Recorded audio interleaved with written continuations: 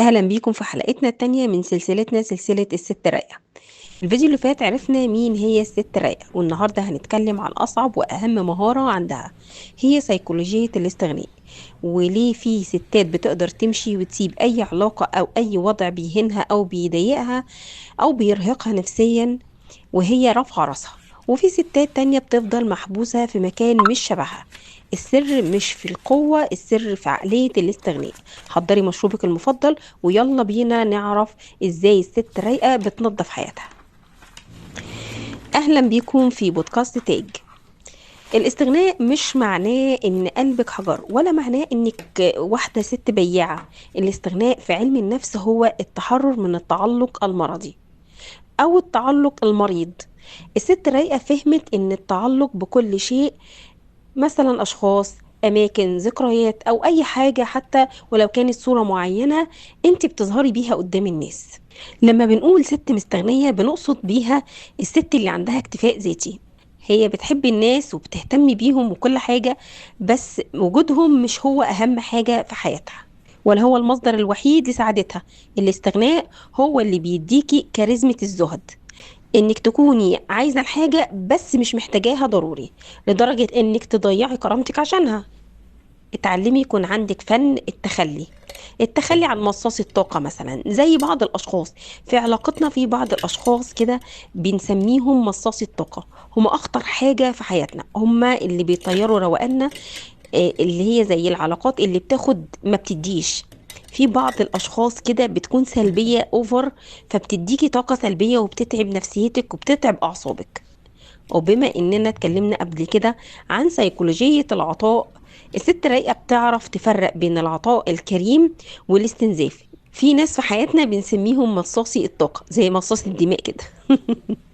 اول ما بتشوفيهم بتحسي كده ان جالك هبوط، بتحسي بوخم وصداع وتوتر.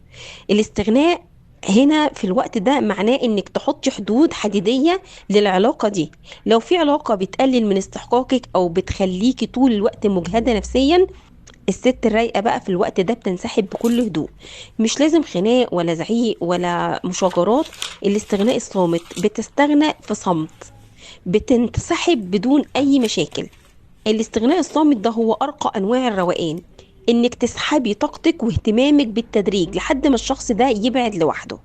صحة المرأة النفسية والضغوط الاجتماعية بيسموها في علم النفس الاستغناء عن المثالية الزايدة، زي الاستغناء عن أفكار جواكي. الست الرايقة بتستغنى عن فكرة الست الخارقة السوبر وومن اللي لازم تعمل كل حاجة صح 100%. بتستغنى عنها وعن رغبتها في انها تعجب كل الناس او تاخد قيمتها من رأي الجيران او الاهل او الاصدقاء. لما بتستغني عن حمل ارضاء الجميع انت بترتاحي وبتشيلي هم وحمل من على كتافك، وصوتك بيبقى اهدى وروقانك بيبان على وشك. الاستغناء عن المثالية معناه انك تقبلي انك بشر، وان من حقك تغلطي، ومن حقك تقولي انا تعبانة، ومن حقك تقولي انا محتاجة ارتاح، من حقك تقولي انا محتاجة مساعدة. حاولي تستغني عن فكرة قديمة عن نفسك وتكون الفكرة دي سلبية. حاولي تمتنعي عن التفكير فيها تماما، وبعيدي تماما كمان عن المقارنات. ما تقارنيش نفسك بأي حد، قارني نفسك دلوقتي بقبل كده. أنا كنت إيه وبقيت إيه. تعالي أقولك على شوية أمثلة للاستغناء. ايه هي الحاجات اللي ممكن تستغني عنها في حياتك او المفروض تستغني عنها؟ زي العلاقات مثلا، او زي الاشياء والمقتنيات في حياتك.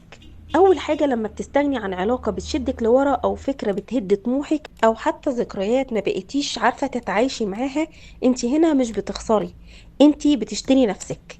في بعض الناس عندهم معتقدات وفكر تاني كده، بيفتكروا دايما ان الست القوية اللي هي بتتحمل وبتيجي على نفسها وعلى اعصابها وبتكمل.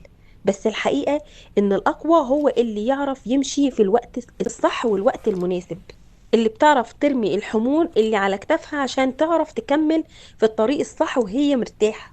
طب ازاي نستغنى وازاي نعمل كده من غير ما ننهار؟ اول حاجة هقولك تعمليها، تبطلي تجملي الحقيقة. شوف الحاجة زي ما هي على طبيعتها، مش زي ما كنتي بتتمنيها وبتتخيليها. الوجع اللي بيجي من الحقيقة أهون بكتير من الوهم اللي بيعيشنا في انتظار ملهوش نهاية. وابدأي تركزي في حياتك وفي نجاحك وفي كل تفصيلة صغيرة اللي كنت ناسياها وانت مشغولة بترميم الحاجات المكسورة حواليكي. الاستغناء كمان عن بعض المقتنيات اللي موجودة في حياتك، زي كراكيب بيتك، زي كراكيب ملابسك اللي في الدولاب، زي كراكيب اللي في المطبخ. حاولي تتخلصي من كل الكراكيب اللي حواليكي دي. استغني عنها، علشان لمجرد انك هتستغني عنها هتلاقي فراغ وهتلاقي مساحة كبيرة لحاجة تانية جديدة تدخل حياتك او تدخل في مقتنياتك. اللحظة اللي هتقرري فيها تستغني عن أي حاجة بتطفي روحك هي نفس اللحظة اللي هتبدأي فيها تنوري من جديد. ونصيحتي ليكي النهاردة في نهاية الفيديو: سيبي اللي فات للي فات وامشي وانتي واثقة ان اللي جاي هيكون شبه شخصيتك الجديدة، وهيكون شبه نظافتك اللي من جوه. ودايما خليكي عارفة ان اللي بيسيب حاجة عشان كرامته ربنا بيعوضه بحرية وراحة بال ملهاش حدود. ولو هتقرري تستغني، استغني وانتي مش محتاجة، وانتي مش مذلولة للحاجة دي. استغني واستعوضي ربنا، حتى لو في الأشخاص أو في الأشياء. كلهم في الآخر حاجة واحدة. الأشخاص هتتعوض بأشخاص تانية جديدة كويسة في حياتك وعلاقات أنظف بكتير، والأشياء ربنا برضو هيعوضك بحاجات أحسن. سؤالي ليكي بقى في الحلقة دي النهاردة محتاجة عليه إجابة. ردي عليا في الكومنتات وبكل صراحة: ايه أكتر حاجة لو استغنيتي عنها النهاردة هترجع لك روقانك من جديد؟ هل هو شخص ولا عادة ولا فكرة قديمة عن نفسك؟ في الفيديو الجاي ان شاء الله هتكوني الحلقة الثالثة من سلسلة الست الرايقة. هنتكلم عن روتين صباحي وازاي تبدأي يومك كست رايقة وتجهزي نفسك لمعارك اليوم بكل هدوء. ولو لسه ما اشتركتيش انضمي لمجتمع الستات الرايقات واعملي لايك للفيديو علشان يوصلك كل حلقة جديدة بنزلها في بودكاست تاج، واعملي شير لصاحبتك اللي محتاجة تسمع الكلام ده النهاردة. ودمتم بسلام، والسلام عليكم ورحمة الله.